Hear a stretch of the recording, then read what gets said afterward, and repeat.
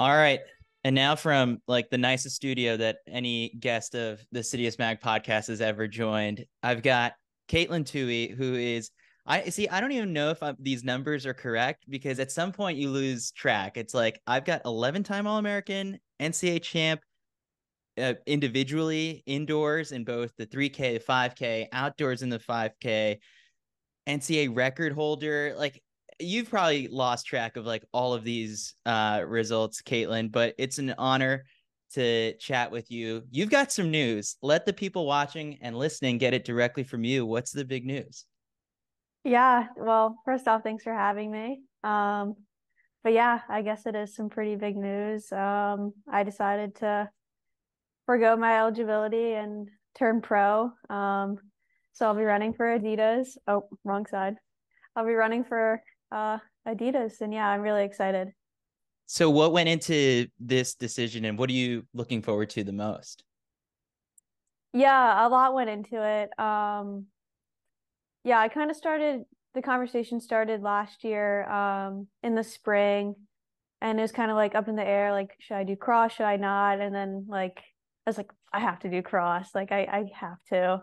I love it too much. So yeah, like I knew all season this was gonna be my last season. So um yeah, it's been like a roller coaster, but I guess my time has come. Coach Hennes was like, I think it's time. So yeah, I decided to go pro. There was, I think I read from, an article earlier in the season that I think Let's Run did about just this team and how special it was, that it was you kind of going to Coach Hennis and being like, I'm not done with these girls. What made this season so important for you to return? And ultimately, I mean, for that to be your last race in an NC State uniform is really special. Yeah. I guess like if you ask any professional who's run like collegiately, they're like, there's nothing like collegiate cross country, and it really is true. Just like the team bond and like, yeah, it's just every day, like day in day out, just so much fun. Like at practice and meets and the travel trips. Like, yeah, I just definitely wanted one more season just for like the memories and like the journey. And yeah, I don't regret it at all. It was a great season. I love the girls on the team, and we had a great time. And obviously, we got the three-peat, so it went out on a good note. For you, I guess, you've been in the running spotlight for so long. Has becoming a professional runner always been like a dream? Like it for a while, it was something you were really good at, open new doors for you to go to college and be able to do this at a high level. But even when you were running those high school races at the Armory and seeing the professionals, did you think someday that would be you? Yeah, it's been a dream of mine for like 10 years now, like ever since I started running. So it is cool to see like one of your dreams come true. Yeah, it was definitely a goal of mine. I do remember like specifically one like meeting we were having in high school, and my coach was just like saying how he's never coached a professional runner, and then he kind of just like turned to me and he was like, yet. So that was like the first time I was like, okay, like someone believes that like I can make it happen. Um, and yeah, so it's been really cool over the past few years, kind of like chasing this dream, and now it's finally coming true. Let's get into a couple specifics that some people may be wondering. Where will you be training? Are you sticking with Coach Hennis? What's the setup as of right now? Yeah, so as of right now, I mean, we're still trying to figure a lot of things out, but I'll be staying with Coach Hennis. She'll be coaching me. Um, the plan's to go to like Flagstaff for some altitude stints to test it out. I've never done it before.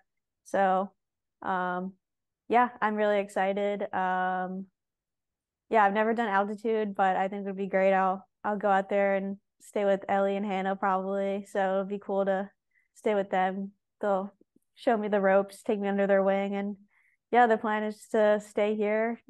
It's working, so if it's not broke, don't fix it. And I'm really comfortable here, and I'm really excited.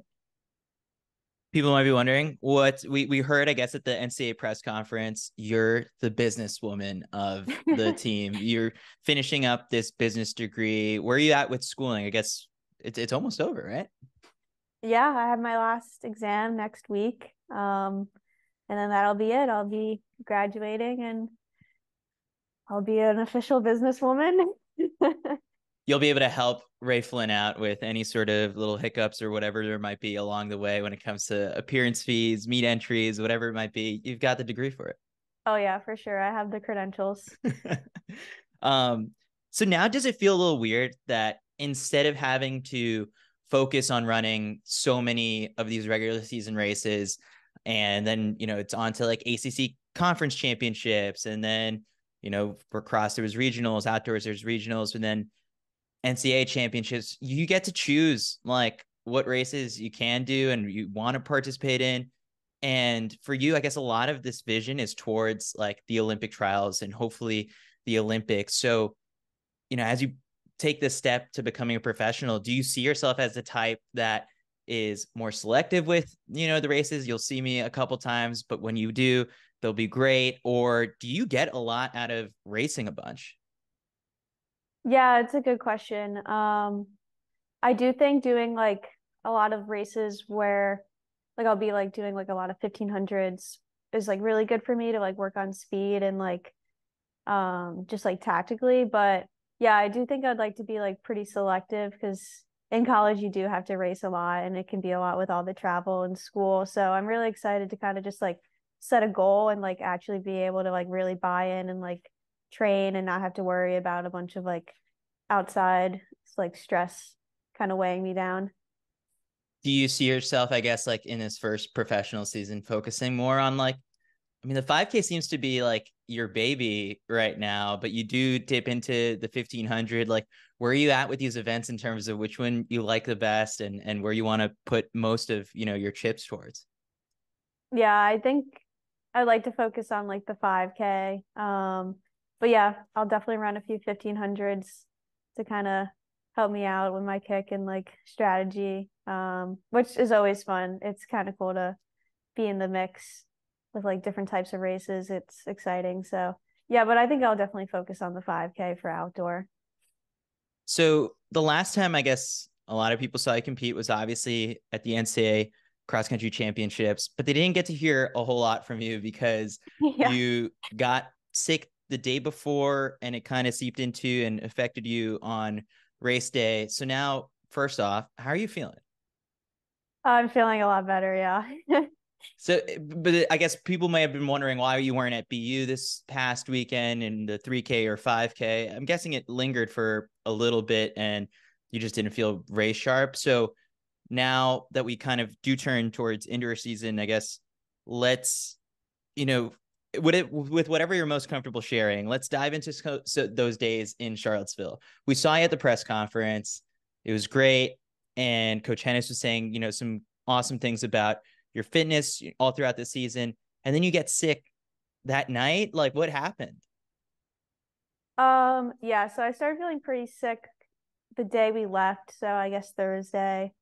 And yeah, people on the team have been getting sick here and there, and that's why like a lot of people didn't run in Boston or didn't, and some of the girls who did race were just coming off being sick, so I don't think they felt too great there. But yeah, so we did have some stuff going around, and then yeah, so I was kind of just trying to convince myself like everything was okay. And yeah, I think when I started the race, I was like, okay, quickly reassessing, making a plan B. Like we're not trying to win anymore. Like we're just trying to do like as best as we could, score the least amount of points as possible. Because like I said in the press conference, like the team goal was definitely the priority. So I was like, okay, I'm not making a chase because I will absolutely like die right now, probably lose like 30 places.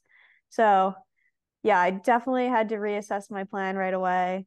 Um, and yeah, obviously, like I'm pretty disappointed with my performance. I feel like I let the team down like a little bit, but I guess it really didn't matter at the end of the day because we still won in sort of a dramatic fashion. So it really was like almost like a movie, honestly. It's still like surreal to me that we were able to pull that off like without Kelsey and Maris hadn't finished a race yet at that point. Leah and Grace, it was their first time running at a national championship. And Yeah, they were both champs that day because I know they were hurting really bad. Everyone was, honestly. So it was really dramatic, but it's really cool, like thinking back at it, that we were able to pull it off.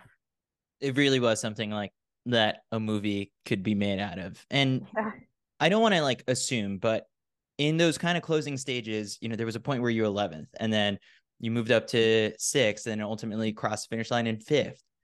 Like, was there something in that you heard from the crowd that told you like where you were in terms of just like place and positioning, how many spots you needed to get back, or like you rallied in those closing stages, or was it just instinct of like, all right, like this is it? No, yeah, around like 4K, I had like 20 different people telling me we were winning and in the lead. And I was like, this is the best but worst news I've ever heard in my life. I was like, this is awesome, but this really sucks. I still have like 7 minutes of running left and I am like in the pain cave. So then I came around to 5K and Henes was there like going crazy. And she never does that. She's really composed most of the time. And I was like, oh no.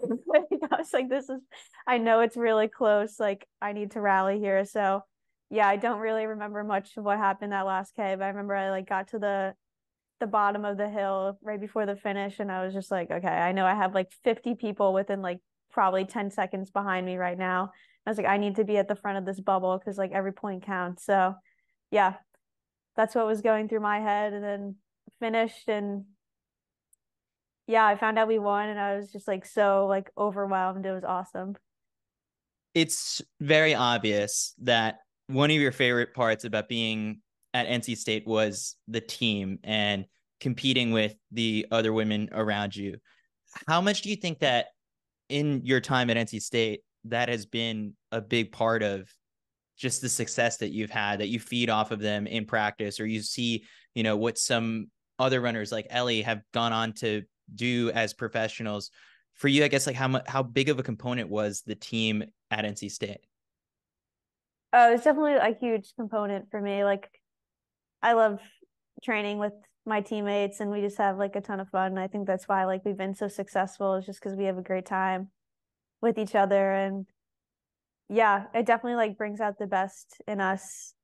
Um, so yeah, it's been awesome and it's really cool seeing like our alumni go on and like achieve great things like Ellie and Hannah and like Allie just had like a half marathon in Raleigh on, was it Friday or Saturday, and we like all went and watched, and it's just really cool to see like everyone still be like connected, and there's just like so many alumni that like all the coaches know. Like we go to a meet and it kind of feels like that Hennis and Geiger are like celebrities because everyone's coming up to them and they're like, oh, like they ran for us like at this period of time, and it's just really cool to see. Do you think it'll take a little adjusting now that you kind of like have to be, all right, well, it's just about me going to these meets, but you've also kind of been exposed to that, going to Dr. Sander and it's just Mhm. about you and in that 3K or at Milrose games. So like you've had a little bit of a taste of the pro life. Yeah, a little bit. It'll definitely be different. I know like when I went to Dr. Sander and Milrose last year, I really missed the team. So it'll definitely be an adjustment, but I'm really excited because I've made like a few friends like going to different pro meets and stuff, and like it'll be cool like connecting with them again. And um yeah, like hopefully Hannah, Ellie, and I will do similar meets so we can go together and warm up together and stuff. If we go back a couple years to when you were in high school, like what drew you to NC State in the first place? Yeah, it's kind of an interesting story. So Kelsey and I used to race each other in high school a lot, both being from New York, and I really like admired how good of a teammate she was. Like she just seemed like a great leader. And then so she committed to NC State. She's a year older. And I was talking to her coach at our state meet, and she was like, you should look at NC State. And like at that point it wasn't on my radar. And then like immediately it was. So um yeah, I connected with Coach Henes, and for a while I thought she was like she stopped recruiting me because like she wasn't calling me like as often as other college coaches. But then like I came to find out it was because she wanted me to like the school for what it was, not because she was trying to like lure me in with like some spiel about like why NC State's the best and stuff. So yeah, I took my visit and Kelsey was my host, and I just like felt like the team was really close and like the camaraderie they all had. So yeah, it was a perfect fit for me. That's awesome. So, oh, another thing that people might be curious about is just like how you've handled being in the spotlight for so long. I'm thinking NXN titles. Like you're on the cover of Sports Illustrated while in high school, Gatorade Player of the Year awards. There's YouTube channels dedicated to you, Instagram fan pages, constant, chatter on message boards or whatever. Like, and part of it is like, yeah, I'm appreciative of like all the support and it's nice to have fans. And then there's another side where it's like, that's a lot of noise. Has it ever been too much and how have you managed it?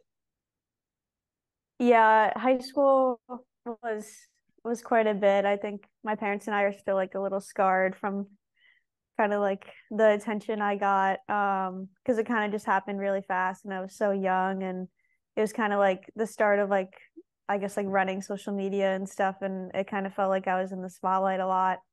So yeah, it was really hard. Honestly, COVID was really good for me because I could just like take a step back and breathe.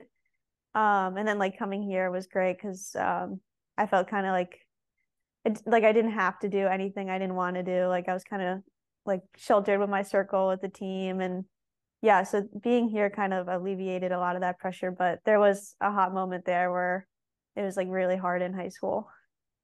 Do you have any sort of advice out there for like, I think of these kids who are signing like NIL deals in high school right now. Yeah. And like some of them obviously like they thrive off it. They want the YouTube subscribers, the Instagram likes, and that's nice. But then there's, others might not know like what's coming, just being under every little race, being under the microscope. So what would you say to kind of like those kids who are coming up who want to be track stars and eventually pursue this professionally? Yeah, it's a good question. I would say just like lean on your people and your circle. I think that's what helped me the most was just like talking to like my parents or my friends, just like whenever it got like too stressful or just like backing off a little bit. But yeah, it is crazy nowadays with like the high school NIL and the YouTube channels and everything. It's really cool to see actually, but yeah, I think it could like put people under a microscope and add a lot of pressure. So it's definitely something you have to balance. You've talked before about how like Coach Henes's approach is not just about like getting the best out of you as an athlete, but also caring for you as a person. How has she been in that corner when it's like, all right, like not about the workout or anything like that. It's more about like that, friend to friend conversation. Yeah, I think that's something that's been really great for me. Like whenever we have like one-on-ones, like the girls and I joke about it, but it is really true. Like you sit down, she's like, "So how are you doing?" And she's like, "Forget about the running," and like actually like cares about like school, and she's like always asking me about like my family and stuff like that. So it is really refreshing having like someone care for you as more than like an athlete. Is like, I guess, what are some of the benefits that some people may see from like having there aren't that many like female head coaches in the space, and it's not like there's a hard stance of like I only work well because my coach is a female. But what are some of the attributes you think that Laurie brings that are like understanding to you that maybe wouldn't translate if it was a guy coaching you? Yeah, for sure. There's definitely a lot more perspective that you can like get from each other with Coach Ennis being a professional athlete herself and ran at NC State and obviously her daughter Ellie is a professional runner. So yeah, there's definitely a lot of unique perspectives that she gives and like you can kind of have like those conversations that maybe would be like uncomfortable to have if your coach was like a male. But yeah, it's really cool to see that a lot of the best programs in the NCAA right now are coached by females. Yeah, it's really awesome. And it feels like our program is kind of, you know, I guess like in the forefront of it. So it's really cool to see. So this past year, you had an incredible spring and summer. You had that indoor mile and the 3K record. You won the 3K, 5K indoors. You went on to run 15:03 and beat a bunch of pros when we saw you in LA. And I'm sure like that's when really the interest from like the brands and the companies started to really tick up. You passed. And I think it was really interesting just hearing from you at all of these races throughout the spring because of how you picked up on different things from these races. Like there's something about, I think, finishing 13th at, USA's in 2022 that really bugged you. And you also learned from it, though, that you're like, okay, in order to make this team, I need to be able to close really hard, or I need to be able to stick my nose into it like right away. How much of a student of a sport do you think like you really kind of developed into at NC State? Because, it's not just sort of like, all right, that was the time on the clock and the result. Like, you do seem to like take different things and then try and apply them each time around. And we saw the improvement this time around because then it was 7th. And so you're working your way up there.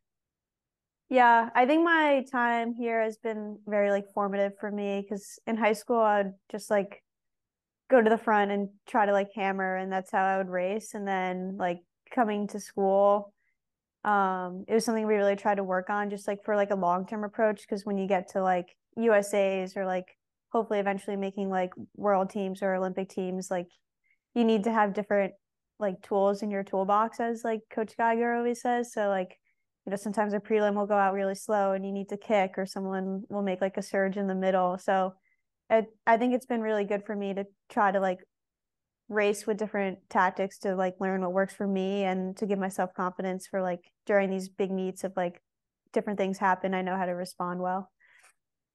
This past weekend, like at BU, it was Graham Blanks who like afterwards they asked him sort of like, oh, all your classmates are probably like applying to internships for next summer. And he's like, no internships next summer. Like, I'm in it to make this Olympic team. Are you sort of also framed in that mindset, already kind of thinking about next year, but at the same time, having a longer term vision where, yeah, it'd be nice to make an Olympic team next summer, but knowing how your progression has been going, like 28 could also be like a really good shot.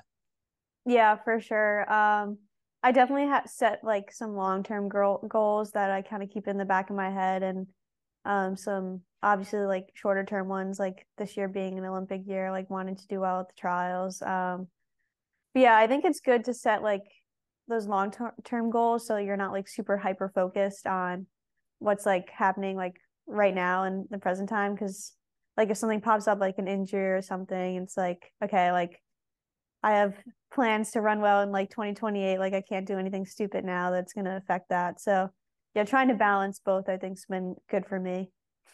Are you looking forward to, I guess, you haven't done the Europe circuit yet, right? No, have never left the country before. Ever? No. And it was funny because at USA's last year, like I knew I wasn't going to make the team, but we were in Oregon, and Henes was like, "You have your passport, right?" And I was like, "No, like why would I have my passport?" And she's You know like, that you need one to if you make "Yeah," any she's like, team. "You need it for like the clearance stuff." And I was like, "Well, hopefully we don't have. Well, hopefully we do have to worry about that. That would be a good thing to worry about." But I was like, "I don't think we have to worry about that." Did you finally get a passport? Oh yeah, I have one. I just didn't bring it with me. Amazing. Well, now you know. Like, let's get that let's get a couple stamps on that passport next summer for sure. Yeah. All right, Caitlin. Final thing before we let you go is we have to get Olipop flavor rankings, as Yes. you're an NIL athlete for Olipop, and we hope that this relationship continues on as you're a pro, and they're going to continue sponsoring CITIUS MAG throughout 2024. So that's good news. Yeah. Let's go 4-1. Your favorite Olipop flavor. We'll go one at a time because I've got my list of 4, and then you can go. So, what is your 4th favorite flavor of Olipop? Oh wait, let me think real quick. I have my one Oh, for I sure. think everyone knows your one because you said it. No, it's changed. It's Oh, okay. changed. All right. All Yeah. right. So people might be disappointed with me. All right. Um, I'll start. I'll lead it off while you think yeah, then. you lead it off. All right. So 4, I'm going orange squeeze. Um, Okay. because it's like it reminds me of Fanta. Not, and I remember the flavor of that. Uh-huh. And I think Diljeet Taylor, that's her favorite flavor. So can never go wrong with her choice. So I've got orange squeeze at 4. Okay. I think I'm gonna go lemon lime at 4. Okay. And why is that? All right. See, I've got like a bunch of them here. Lemon lime Um, oh at yeah, lemon 4. Okay. lime solid. It's newer. It's not the newest. I think ginger ale just came out. That one's pretty good. But yeah, I'm gonna put lemon lime at 4. Like I'll never say no to it. But if I'm at like Whole Foods, it's not necessarily my first choice. I've got lemon lime at 2, just because it has like that Sprite taste, and it's just, I don't Yeah. know, fresh compared to like the other ones. All Mhm. right, who do you have at 3? 3, cherry vanilla. Oh, that didn't It's make my it's top just like 5. cherry pie. Okay. I've Yeah, got it's I've got vintage cola at 3. I saw an article that ranked it 12th, and I was like, okay, this is totally wrong. yeah, But that's just wrong. it's just a little bit of caffeine that you need, Yeah. and the flavor's great. So for me, I've got that one at 3. I'm putting vintage cola at 2 now. It Okay. was my favorite. It's a close one. I think it's my favorite because it was the first one I ever tried, and that's when I fell in love with Olipop. So it's number 2. All right. Big reveal. What's number 1? KATELYN Tuohy's favorite Olipop flavor. The ginger lemon. That one's Okay. my favorite by far. I think I told you that the other day, And why but is that?